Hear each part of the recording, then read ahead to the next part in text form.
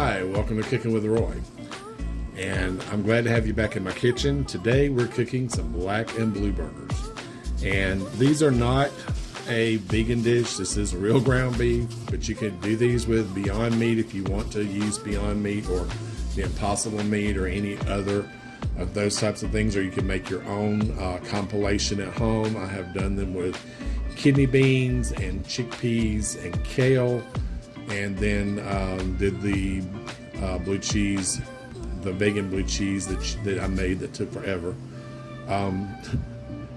Didn't mean to go there, but it did.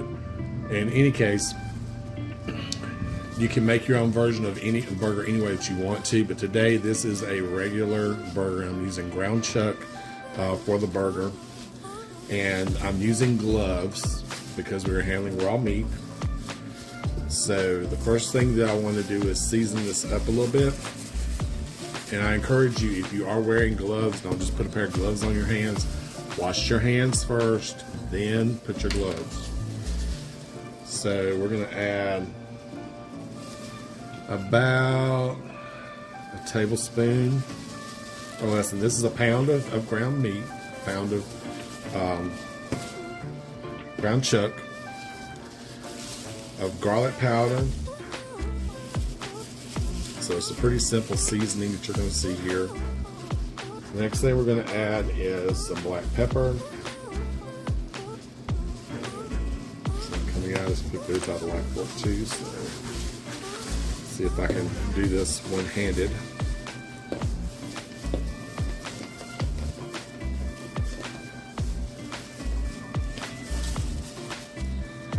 There we go. So we want to add in about half tablespoon, or half teaspoon, excuse me, half teaspoon of some black pepper. And then we're going to add in a little bit of Lowry's seasoning salt. And you can add in some regular salt if you don't like seasoned salt or you don't have it. Or if you are replacing, you may want to just add the Lowry's and not regular salt. And since we have that salt in the seasoned salt today, I'm not adding any additional salt to this. Now what we want to do now is we want to take this and combine it all together really well. Make sure we get the seasonings throughout the meat, because that is what our goal is to get seasonings all the way through the meat. Now you don't want to have one bite that has a big wad of pepper in it. You don't want to have another bite that's going to have a big wad of the garlic. You want to have it spread out pretty well throughout the meat. And the way you can tell that is when you're able to look at your meat and there's not a lot of seasoning in one particular spot.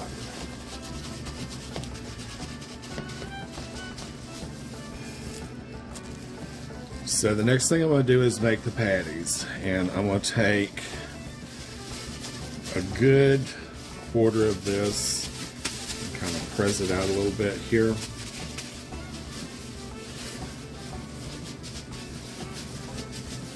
Kind of flatten it into a circle.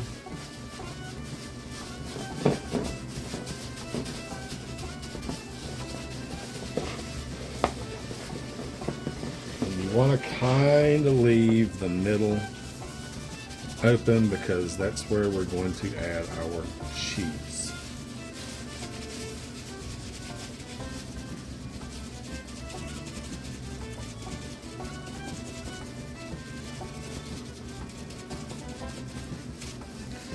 Once you've made you a little, see how it has kind of an incline to it, and in the center it kind of goes down. That's what we're wanting to do with this, okay?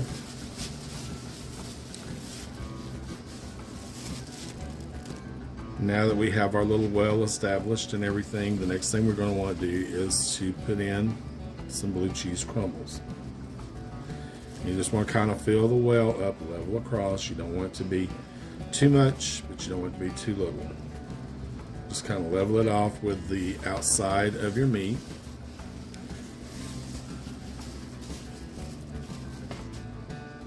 So then we're going to just make another thin patty like we did before, and you just want to place that right over the patty that you created.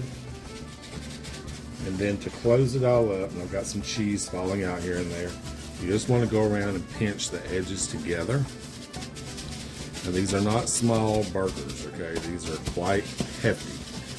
So I'm just letting you know that these are going to be some pretty good sized burgers. You want to make sure that you get all of it closed up all the way around, because you don't want the cheese to run out of the burger while it's cooking. And if it has a little bit of a swell in the middle of it, that's okay. So this is one patty we've got now.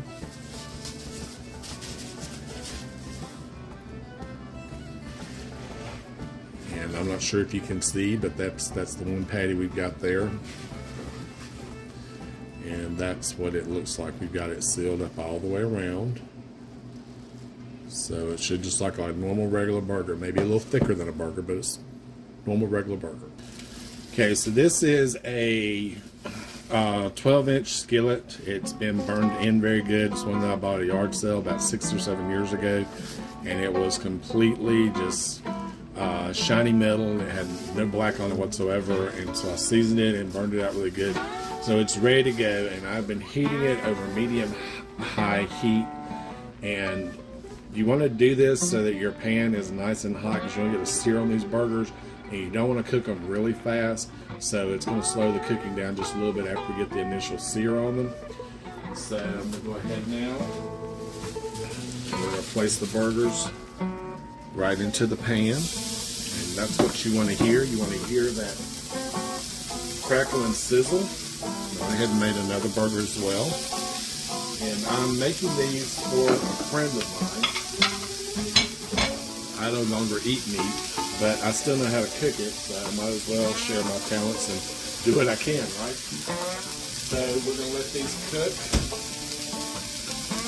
And I'm going to do them well done. Now, I know some people are opposed to well done meat, and that is just fine, but in this particular situation, my friend likes his meat cooked well done, so that's what we're going to do. So we're going to let these hang out a little bit, and I'll check back in with you as they progress. Okay, we're back, and I think it's time for us to give them a little flip. And remember, these have got cheese stuffed in them, so you want to flip them, and you want to have that nice crust. See that nice brown crust on there? That's what you're looking for.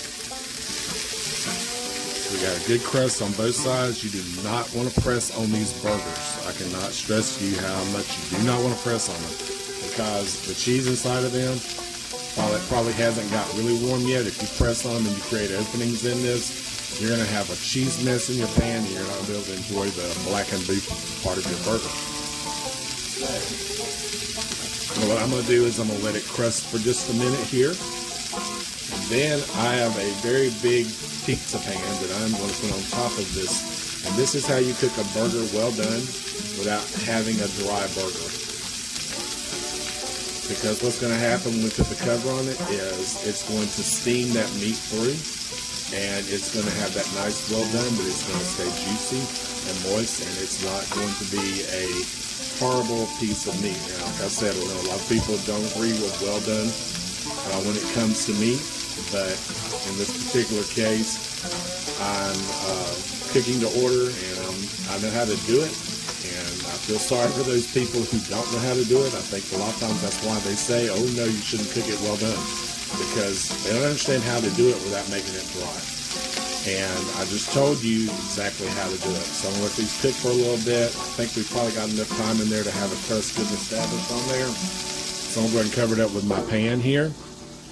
And it's just going to cook, and I'm going to turn the heat down to about 4, which is going to be a medium low, and just let them cook for a bit. Now see how our burgers are cooking? They're kind of steaming, and that is exactly what we're looking for. So I'll be back in just a few minutes. Okay, and there you have it. These burgers are ready to go, and you can serve them on a bun. You can serve them on a bed of lettuce with some fresh vegetables, or you can just serve them by themselves. And that's the way we're going to do this tonight. It's just going to be a plate with the burger, and I'm going to make some sweet potato fries to accompany it. So there's a low carb in there, and that's what we're just going to have for dinner tonight. So in any case, we lost a little bit of cheese in one of them, but nothing major. and it's because we had a little bit of a purse I didn't catch whenever I was getting them together.